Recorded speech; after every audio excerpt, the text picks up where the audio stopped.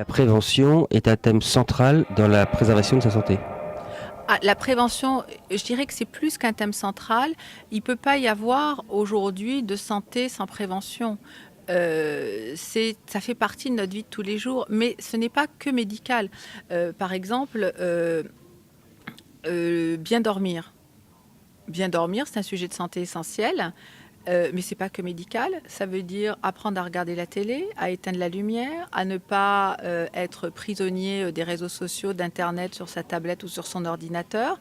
Ça a quoi comme conséquence? On est plus concentré au travail, on a moins d'accidents de la route, on a des meilleurs résultats scolaires, on est peut-être mieux dans son corps, on est plus équilibré, donc on a moins de soucis de prise de poids.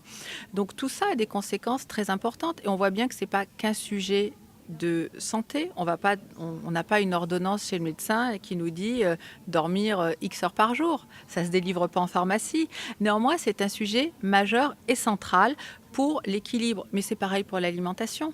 Alors, sans culpabiliser les Français, aujourd'hui, je pense qu'ils ont conscience que la santé, c'est un problème général. Et moi qui suis députée adjointe au maire à Marseille, je sais parfaitement que la santé, c'est aussi l'organisation de la ville, c'est aussi l'organisation de la vie.